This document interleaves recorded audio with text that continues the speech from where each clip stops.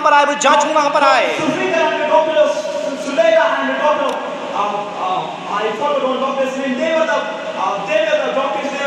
Doctor सूफी और doctor Sulekha, उनके साथ कुछ और चिकित्सक वहां पर थे मेरा इलाज करने के लिए। अब मुझे स्कैनिंग रूम में उन लोग लेकर गए और फिर मुझे स्कैन करने लगे, और जो बात उन्होंने स्कैन के बाद देखा वह ताज्जुब करने लगे। वो विश्वास नहीं कर पाए कि वो क्या देख रहे हैं। मेरी माँ से आकर पूछे कि इन्हें क्या हुआ। उन्होंने कहा इसके दिल में अब कोई भी छेद नहीं रहा, वह बिल्कुल ठीक है, वो बिल्कुल ठीक है। तो उसी दिल से मैंने परमेश्वर के सामने यह निर्णय को लिया, जब तक मैं इस दुनिया में जीऊंगा और जिस परमेश्वर मुझे नया जीवन दिया है मैं उसके लिए जीऊंगा। और आज आपके सामने बड़ी गवाही के साथ मैं खड़ा हूँ। और आप भी देखिए जीवन में बड़ी समस्याओं से, मुश्किलातों से होकर जा रहे हैं। यदि आपके शहर में ऐसी कोई बीमारी डॉक्टर्स ने आपको कहा कि ठीक नहीं होगा और आप उसके प्रति बड़े निराश हैं, लेकिन स्वर्ग का परमेश्वर चिकित्सकों का चिकित्सक है, उसके लिए कोई भी बात असंभव नहीं है। हालेलुया, आमीन। For a short meditation, I would like to take your attention to the book of Ephesians. अल्प समय पाएंगे मन के आपके ध्यान को मैं इफिसी की पत्री को लेना चाहूंगा। The book of Ephesians, chapter 2, verse 22. इफिसी की पत्री 2 उसका 22। The book of Ephesians, chapter 2, verse 22. इफिसी की पत्री दूसरा अध्याय उसकी 22वीं आयत।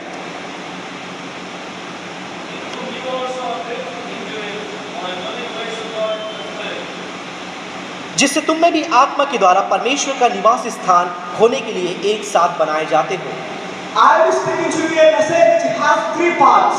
और एक ऐसा संदेश मैं देने जा रहा हूं जिसके 3 विभाग हैं। The first part, I will be explaining to you the historical background that compels Paul to explain this passage in the Bible. और पहली बात जो ऐतिहासिक प्रमाणों के बारे में कहना चाहूंगा, जिसकी वजह से पौलुस विवश हुआ कि इन बातों को इस पत्री में वो जोड़े। The second part, I will be explaining to you the biblical background in which Paul talks about this passage. और दूसरा जो भाग है उसमें आपको बताऊंगा कैसे प्रेरित पौलुस बाइबली इतिहास को मद्देनजर रखते हुए दूसरे भाग में बातों को लिखा। In the third part of my message, I will explain to you the implication that Paul really wanted the people in Ephesus want to understand. संदेश के तीसरे भाग में वो कहना चाहूंगा कि आखिर पौलुस किन बातों को चाहता है कि इफिसी के विश्वासी समझे और अपने जीवन में उसे कैसे वो विनियोग करे। The last sermon also I spoke from the book of Ephesians chapter 2. और गत संदेश में भी आपको याद होगा मैंने इफिसी की पत्री उसके दूसरे अध्याय से प्रचार किया था। The book of Ephesians chapter 2, Paul talks about the great result that when we comes to the Christ. और वहां पर वह बताता है दूसरे अध्याय में कैसे मसीह यीशु पर विश्वास करने के द्वारा हमें क्या-क्या नतीजे, क्या-क्या उसके परिणाम मिलते हैं। Paul begins talking that we were dead once, but now we are rising to Christ and we are seated in the heavenly realm. पौलुस फिर से कहता है कि हम तो पहले मरे हुए थे लेकिन मसीह यीशु में हम नए बनाए गए और जीवंत हो गए हैं। And then Paul comes to tell it's not by your mind and it's not by your ability, but it's by the grace of God. और फिर पौलुस कहता है कि ये तुम्हारी योग्यता, तुम्हारी सामर्थ में शक्ति की वजह से नहीं, परंतु परमेश्वर के सामर्थ की वजह से है। I taught you about the grace of God. और फिर परमेश्वर के अनुग्रह के बारे में मैंने गत हफ्ते पर ही प्रचार किया था। The grace of God revealed at the Bethesda pool. और फिर मैंने आपसे कहा कैसे परमेश्वर का अनुग्रह जब प्रकट किया जाता है मानव जाति उद्धार पाती है। Paul says it's not by your abilities, but it's by the grace of God. और फिर पौलुस कहता है ये हमारी योग्यताओं की वजह से नहीं परंतु परमेश्वर के अनुग्रह की वजह से I है। have explained to you the 4 philosophical facts that made Paul to say that. और फिर मैंने 4 दार्शनिक तथ्यों को बताया जिसकी वजह से प्रेरित पौलुस ने इस बात को उनके सामने रखा। Now Paul ends this chapter by saying that you are also in him being built as a temple where the God lives by his spirit. और फिर से एक बार प्रेरित पौलुस इस पत्र में इस बात को कहता है कि जिससे तुम भी आत्मा के द्वारा परमेश्वर के निवास स्थान में एक किए जाने के लिए बनाए जाते हो। तो इस परिच्छेद में भी ऐतिहासिक तथ्य पाए जाते हैं। और जो जाते हैं इफिसस का जो नगर है वो बहुत ही ऐतिहासिक और सुप्रसिद्ध है। और एक बात के लिए इफिसस का जो नगर है बहुत ही गौरवान्वित था। One of the most ceremonies of the ancient world belongs to the place of Ephesus. और और एशिया के 7 उस महत्वपूर्ण स्थानों में से एक इफिसुस को माना गया था। Big temple at Ephesus was called the temple of Artemis. और वहाँ जो अर्तिमस का मंदिर पाया जाता था, The temple is not built about 50 days or 100 years. और इसे कोई 50 दिनों में या फिर 100 वर्षों में इसका निर्माण नहीं किया गया। It has been taken almost 300 years to build up this temple. तो इस मंदिर का निर्माण करने के लिए लगभग मानो 300 वर्ष लग गए। It was a very big temple. ये बहुत ही विशालकाय मंदिर With था। so precious stones. अब वहाँ पर बहुत ही बहुमूल्य पत्थरों को जड़ा गया था। So high as a temple. अब बहुत ही ऊंचा एक मंदिर, Inside the temple there is a bigger statue of Artemis. और उस मंदिर के अंदर अर्तिमस की देवी की बहुत बड़ी प्रतिमा थी। So proud about the biggest temple of तो Artemis. एफिसुस इस अर्तिमिस के इस बड़े मंदिर की वजह से बहुत माना हुआ था। Christian believers at Ephesus is going to the church of Ephesus. अब देखिए यहाँ पर मसीह जो इफिसुस के हैं, अब इफिसुस की कलीसिया में जाते हैं। Now they look at the biggest temple of Artemis. अब ये अर्तिमस के इस विशाल भीमकाय मंदिर को देखते हैं। Wow, what a wonderful temple. अरे वाह, क्या ही अद्भुत मंदिर है, Stand by precious stone. और एक बहुमूल्य पत्थरों को उसमें जड़ा गया है, और यह बहुत ही भीमकाय मंदिर है। There is a biggest and beautiful statue of Artemis inside और the यहाँ temple. पर अर्तिमस की बड़ी खूबसूरत और विशालकाय प्रतिमा रखी गई By है। seeing the fact that comes to the church, और फिर उसे देख करके अब वो विश्वासी कलीसिया में, inside the church they feel great emptiness. और फिर जब इस मंदिर को देखकर वो कलीसिया में आते हैं, उन्हें खालीपन सा लगता है। उन्हें लगता है कि अर्तिमस की मंदिर में इतनी बड़ी प्रतिमा, हमारी कलीसिया में कोई प्रतिमा नहीं है। हमारे पास परमेश्वर की महिमा करने के लिए कोई बड़ा मंदिर नहीं है, और हमारी कलीसिया में तो बड़े बड़े बहुमूल्य पत्थरों को नहीं जड़ा गया है। और यही इस पद का ऐतिहासिक भार है। और प्रेरित पौलुस कलीसिया की विश्वासियों को यह बात समझाना चाहता है, हमारी कलीसिया में बड़े महंगे पत्थर तो नहीं लगे हैं, हमारे मंदिर में बड़ी बड़ी मूर्तियां तो नहीं है, हमारे जीवन में दिखाने के लिए बड़ी बड़ी बातें तो नहीं है, लेकिन एक बात जो आपके पास है, परमेश्वर ने आपको मंदिर के रूप में चुना है जिसमें सर्वसामर्थी परमेश्वर निवास करता है। और यही इस परिच्छेद का ऐतिहासिक तथ्य है। हमें सबको समझ में आ रहा है ये बात? Hallelujah, hallelujah. मुझे लगता है कुछ बच्चे मुझ पर बहुत ही ज्यादा क्रोधित हैं, और उनके चेहरे को देख कर मानो यूं लग रहा है कि मैंने उनका कुछ बिगाड़ दिया है और वो बहुत गुस्सा है मुझसे। हर एक परिस्थितियों में बच्चों आप खुश रहें। भले में संदेश से आपको उबासी आ रही है, लेकिन चिंता मत करें, परमेश्वर में आनंदित रहें। परवाह नहीं पड़ता किस परिस्थिति से आप होकर जा रहे हैं, आप हमेशा आनंदित रहें।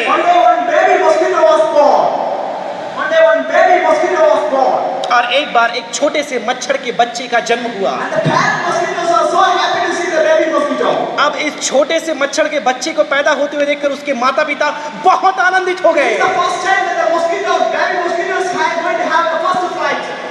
अब वहां पर मच्छर का अब एक ऐसा दिन आया कि उसकी जिंदगी का वो पहला उड़ान भरने वाला है।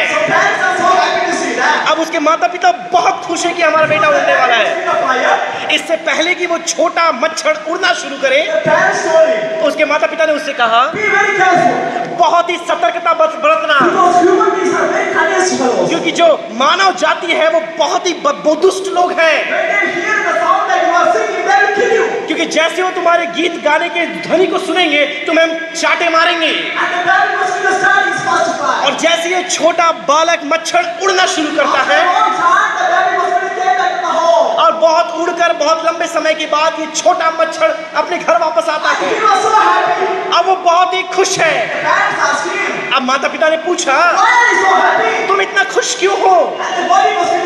अब ये छोटे मच्छर ने कहा, और उन्होंने कहा, उसने कहा कि आप लोगों ने मुझसे कहा कि ये मनुष्य लोग अच्छे लोग नहीं हैं, लेकिन मैं कहता हूँ वो तो बहुत अच्छे लोग हैं। उन्होंने मुझे बहुत पसंद किया, उन्होंने मेरे गीत को पसंद किया। अब पालकों ने उससे पूछा अब तुम ऐसा क्यों कह रहे हो? अब इस छोटे मच्छर ने उनसे कहा जब मैं उनके पास जाकर गीतों को गाता हूँ और उन्हें पसंद आता है वो ताली बजाना शुरू कर देते हैं, और फिर माता पिता अचंभे में पड़ जाते हैं, क्योंकि छोटा मच्छर बहुत ही ज्यादा खुश है। It is very funny story. बड़े ही ये बहुत मजाकिया एक कहानी है, लेकिन इसका बहुत गहरा संदेश है। Doesn't matter what circumstances we are going through. किस परिस्थिति से आप होकर जा रहे हैं परवाह ना करें, Maybe all nights it's full of tears. लेकिन जब आंसुओं से आप धोकर जा रहे हैं, आपके आंखों में आंसू हैं, But be happy in the presence of the Lord. परमेश्वर की उपस्थिति में आप आनंदित रहे, Because क्योंकि though we don't have anything, भले ही हमारे पास कुछ भी we नहीं have है, something. हमारे पास कुछ है। The temple of God. हम परमेश्वर के मंदिर हैं। All man is living inside of serve us. सामर्थी परमेश्वर हमारे अंदर वास करता है। Let's go to the book of Exodus. आप निर्गमन की पुस्तक में जब जाएंगे, Chapter 25, उसके 25वें अध्याय में verse 8. और उसके 8वें आयत में, This is the second part of my message. और ये मेरे संदेश का दूसरा भाग है। The book of Exodus, chapter 25, verse 8. निर्गमन 25 उसका 8। और वे मेरे लिए एक पवित्र स्थान बनाए कि मैं उनके बीच में निवास करूं। Have a make and holy sanctuary for me, that I may dwell among them. होने पाए कि मेरे लिए वो पवित्र निवास स्थान का निर्माण करे, ताकि मैं उनके मध्य में निवास करूं। This is a voice sounded years ago in the wilderness. और देखिए यहाँ पर मरुभूमि से होकर के परमेश्वर के चुने हुए लोग जाते हैं। It's not a mere human voice. यह केवल मनुष्य का आवाज उनके पास It नहीं was आ a रहा, voice from heaven. लेकिन यह आवाज स्वर्ग से उनके पास God आती है। Almighty is talking to Moses. सर्वसामर्थी परमेश्वर मूसा से बातें कर रहा है। हे मूसा, Have a make and holy sanctuary for अब me, मेरे लिए पवित्र निवास स्थान that तू I बना, may live among them. कि मैं उनके मध्य में निवास करने पाऊं। Most beautiful passage I have seen in the Bible. और उनके दिल में हम देखते हैं एक बहुत ही सुंदर भव्य इमारत उनके लिए This बनाया जाता passage है। expresses the great will of God. और यह एक ऐसा परिच्छेद है जहाँ परमेश्वर के लिए पवित्र भवन को बनाने के लिए कहा जाता है। This passage explains the most beautiful desire of heart of God. और यह एक ऐसा परिच्छेद है जिसमें परमेश्वर के दिली तमन्ना को रखा गया है। मूसा, Make a holy sanctuary for me. मेरे लिए पवित्र निवास स्थान को बना। और फिर वहां पर कहता है, I'm talking about a God. और मैं एक ऐसा परमेश्वर के बारे में आपसे बता रहा Story हूँ। of a God. यह एक ऐसे परमेश्वर की कहानी है, God who loves to live among the people. एक ऐसा परमेश्वर जो अपने लोगों के मध्य में रहना पसंद करता God है। who loves to have fellowship with the people. ऐसा परमेश्वर अपने लोगों के साथ संगति करना पसंद करता है। God who is coming in his creation. एक ऐसा परमेश्वर जो अपनी सृष्टि के मध्य में रहना पसंद करता है, Creation. और वो अपनी सृष्टि से इतना ज्यादा आकर्षित था, अपने स्वरूप और अपनी समानता में उसने आदम और हव्वा को बनाया, उन्हें अदन की वाटिका में रखा। उसका उद्देश्य क्या था? उसकी इच्छा क्या थी? केवल एक ही बार उनके साथ रहना, उनके साथ संगति करना। एक बहुत ही सुंदर दिन है। एक दिन परमेश्वर उनके पास आता है, उनके साथ चलता फिरता है, वो साथ में उनके साथ जाता है। उनके जिंदगी का एक बहुत ही खुशनुमा दिन। जो कुछ होता है, आप देख सकते हैं शैतान की वह चाल वहां पर चल जाती है, और वो शैतान के बहकावे में आकर पाप कर परमेश्वर की उपस्थिति से दूर चले जाते हैं। सर्व सामर्थी पवित्र परमेश्वर उस मनुष्य के साथ जो पाप में पड़ा है निवास नहीं कर सकता। देखता है, अब वो कह रहा है कि अपने लोगों की ओर देखकर कि परमेश्वर की निगाहों में यह बातें ठीक नहीं है। और फिर वहां पर जब पाप बहुत ज्यादा बढ़ गया, बड़े फ्लड को एक बाढ़ के द्वारा उसने विनाश को लाया, लेकिन उसके बाद भी आप देखें परमेश्वर दिल में यह इच्छा थी कि मैं अपने लोगों के मध्य में निवास करूंगा। और फिर नूह उसके परिवार को परमेश्वर बचा लेता है। फिर हम बाइबल को आगे पढ़ते हैं। अब देखिए परमेश्वर अब्राहम के पास आता है, और फिर उसके बाद इजराइल का अस्तित्व आता है। फिर आप देखते हैं मिस्र के देश में बंधुआई में वो चले जाते हैं। अब फिर से परमेश्वर ने मूसा को चुना कि उन्हें मिस्र की उस भूमि से बाहर निकाले। अब देखिए मूसा मरुभूमि से होकर इजराइलियों को लेकर जा रहा है। अब यहाँ पर वो समय आ गया है कि अब तुम्हें इनकी अगुवाई करना है, और ये वही सही समय है कि अपने दिली तमन्ना को अपने लोगों के सामने मैं रख दूं। फिर वो मूसा से कहते हैं, मूसा मेरे लिए एक पवित्र निवास स्थान को तू बना, मेरे लिए पवित्र निवास स्थान को बना। हो सकता है आपके मन में प्रश्न आए कि क्या एक पवित्र परमेश्वर मनुष्य के द्वारा बनाए गए मंदिर में निवास कर सकता है?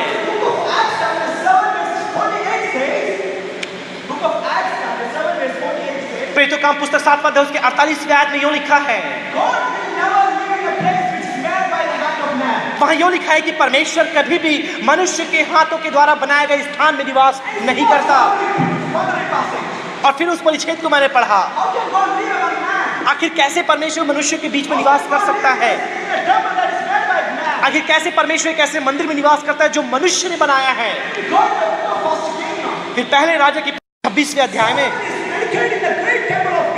और वहां पर देखिए सुलेमान परमेश्वर के मंदिर का समर्पण करता है और वहां पर वो परमेश्वर से प्रार्थना करता है, परमेश्वर हम जानते हैं कि तू महान परमेश्वर है और तू सर्वसामर्थी परमेश्वर है और तू इतना बड़ा है कि स्वर्ग तेरे लिए पर्याप्त नहीं है। आखिर कैसे तू इतना बड़ा परमेश्वर मनुष्य के द्वारा बनाए गए स्थान में निवास कर सकता है? क्या ये ऐसा नहीं कि परमेश्वर अपने पूरे अस्तित्व में आकर उनके मध्य निवास करे और वो अपनी महिमा अपने अनुग्रह के साथ रहता है? यह उसकी महिमा उसके अनुग्रह के बारे में है। और मैं बहुत जल्दी आगे बढ़ रहा हूँ।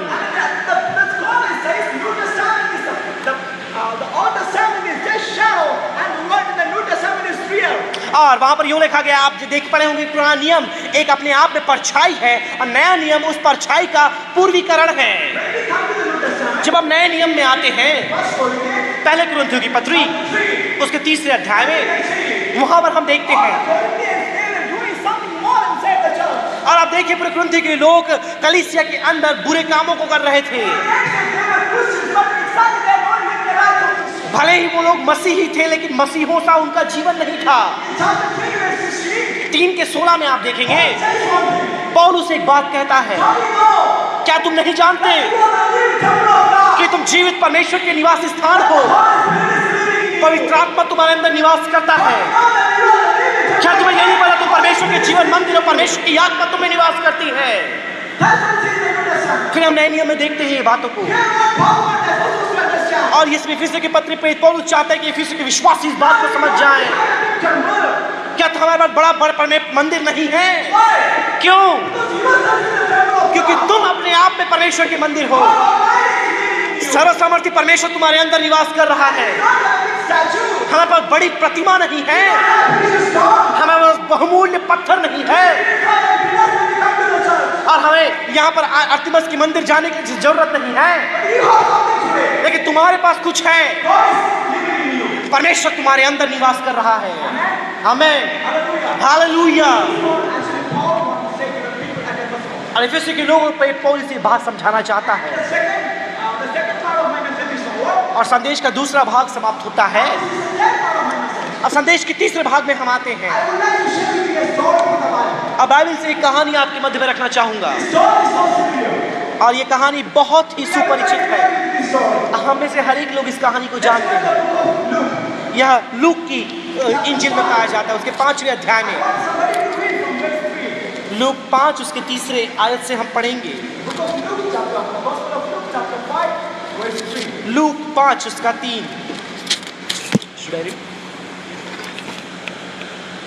उन नावों में से हर एक पर जो शमौन पतरस की थी चढ़कर उसने उनसे विनती की कि किनारे से थोड़ा हटा ले चल। तब वह बैठकर लोगों को नाव पर से उपदेश देने लगा। और जिन बातों का हम यहाँ पर चर्चा कर रहे हैं, इस आयत का उससे कोई संबंध नहीं, लेकिन कुछ तो मैं इसमें से आपको बताना चाहूंगा। इस परिच्छेद में थोड़ा ध्यान दें। आप देखिए गन्नासरत के उस झील के किनारे यीशु खड़ा है। अब यहाँ पर देखिए क्या एक बहुत बड़ी बात प्रकाशन मसीह यीशु लोगों को दे रहा है। अब देखिए गन्नासरत के इस झील के किनारे मसीह यीशु चल रहा है। अब ये गन्नासरत में क्यों आया वो? अब गन्नासरत की यदि आप बात करें, यहाँ बहुत ही सुंदर वाटिका है। और इसे सुंदर वाटिका क्यों कहते हैं? क्योंकि एशिया माइनर में गन्नासरत एक बहुत ही खूबसूरत नगर था। flowing. एक बहुत ही सुंदर झील वहां से बह रही है Gentle breeze. और फिर वहां पर एक ठंडी ठंडी पुरवई चल रही है Singing the beautiful songs of the trees. और वहां पर पक्षी सुंदर गीतों को पेड़ पर बैठकर गा रहे हैं Mountains and the valleys. और वहां पर एक अच्छे लोग वहां पर उसका आनंद ले रहे हैं। So beautiful. गनासरत बहुत ही खूबसूरत जगह है। God is standing in the place of so beautiful place. अब मेरा स्वामी वहां आता है जो एक बहुत ही सुंदर जगह है। God walking this way. यह गनारस की खूबी के बारे में नहीं, Something is small about this way. कुछ तो विशेष बात उसके बारे में है। This is so beautiful. गनासरत इतना खूबसूरत है The place is so attractive. और ये जगह बहुत ही आकर्षित है। Two lights to the great and beautiful. दो ऐसी बातें वहां पर हैं जो इसे महत्वपूर्ण बनाती हैं और यहाँ पर चेले पूरी रात परिश्रम की, उन्हें कुछ भी नहीं मिला और अपने दिल में एक बहुत ही अकेलेपन, खालीपन का एहसास वो करते हैं। और बहुत से मसीहों का जीवन इस प्रकार से है, वो बड़े ही सुंदर बाहर से दिखाई देते हैं, अब वो सुंदर गीतों को गाते हैं और अपने हाथों से तालियां बजा परमेश्वर की स्तुति करते हैं, हमेशा हंसते रहते हैं, लेकिन उनके मुस्कान के पीछे बहुत अकेलापन है। और गनासरत भी उसी समान है और मेरे दिल में तुम्हारे लिए आनंद है। और प्रभु यीशु मसीह का दिल गनासरत की सुंदरता के प्रति आकर्षित नहीं है, लेकिन वहां पर उस झील में दो खाली दिलों की ओर वो देखता है और फिर वहां पर वो चेलों को देखता है। वो उनसे देखा और एक बात को कहा और मछुआरे वहां पर अपने जाल को धो रहे हैं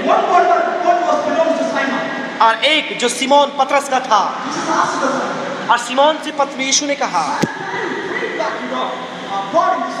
और उसने कहा कि शमौन, क्या तुम अपने नाव को किनारे पर लाओगे? और यीशु उस नाव पर चढ़ गए। अब एक बात मैं आपसे कहना चाहूंगा, अब यीशु नाव से बैठकर प्रचार कर रहा है, अब लोगों से बातें कर रहा है। अब मैं चाहूंगा आप में से हर एक लोग शिमोन के जीवन को देखें। अब ये तो समय था, पूरी रात तूने परिश्रम किया, अब पूरी रात तूने परिश्रम किया लेकिन एक मछली भी नहीं पकड़ा, उसका अब जीवन खाली हो गया।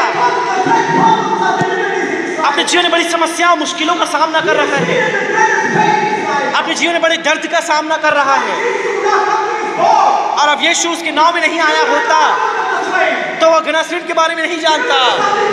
वो मेरे लिए कुछ करेगा, वो मेरे लिए कुछ करेगा। और फिर वहां पर ये जो यीशु, वो मेरे लिए कुछ भी नहीं कर रहा, वो केवल उस नाव में बैठा है और वो लोगों को शिक्षाएं दे रहा है। मैं वहां साइमन से एक प्रश्न पूछूंगा, हे शिमोन, पूरी रात तूने परिश्रम की, तुझे एक मछली भी नहीं मिली, पूरी रात तू मेहनत किया, अब तेरा दिल उदास, तुझे कोई मछली नहीं मिली।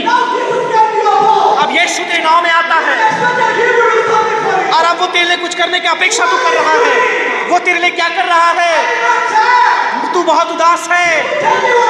वो देख, एक बात कहूंगा, नहीं, मैं उदास नहीं हूं, मैं पूरी रात परिश्रम करता रहा, पूरी रात में मेहनत करता रहा, लेकिन एक बात में उदास नहीं, मैं आनंदित हूं। और भले ही एक मछली मैंने नहीं पकड़ी, लेकिन एक बात मेरे पास है और मेरे पास है ये है, यीशु मेरे नाम में है, यीशु मेरे नाम में है। और इफिसियों के लोगों, एक बात तुमको जानना है, तुम्हारे पास बड़ी मूर्ति नहीं, तुम्हारे जीवन में एक बड़ी बात है। पौलुस एक बात आपसे कहना चाहता है और तुम्हारे जीवन में एक बात है, तुम्हारे जीवन में आज की रात में कुछ है, तुम्हारे पास बड़ा बैंक अकाउंट में पैसा नहीं और बड़ी बड़ी कार तुम्हारे पास नहीं, तुम्हारे पास बड़ी बड़ी बातें नहीं और तुम्हारे पास बहुत सारा पैसा नहीं, लेकिन एक बात तुम्हारे पास है, तुम्हारे पास कुछ है। तुम परमेश्वर की उपस्थिति को अपने ऊपर लिए चलते हो, परमेश्वर तुम्हारे साथ है, तुम परमेश्वर के पवित्र मंदिर हो। Hallelujah, hallelujah. मैं चाहूंगा हर एक अपने पैरों पे खड़े हो जाए। हालेलुया। बहुत लोग अपने जीवन में खालीपन आपको लेकर चलते Or हैं, we felt that we are toiling and we have nothing. अपने दिलों में खालीपन का एहसास आप करते Or हैं, we see the beautiful things around our life. और सारी सुंदर बातों को आप देखते हैं आपके जीवन से जो है, Our life is so empty. अपने जीवन में उस खालीपन का एहसास आप करते हैं। कोई आनंद नहीं, कोई आनंद नहीं, कोई आशा नहीं। Someone here to tell you what और यहाँ पर खड़े होकर आपसे कहना चाहूंगा, you are living temple of God. आप परमेश्वर के जीवंत मंदिर हैं।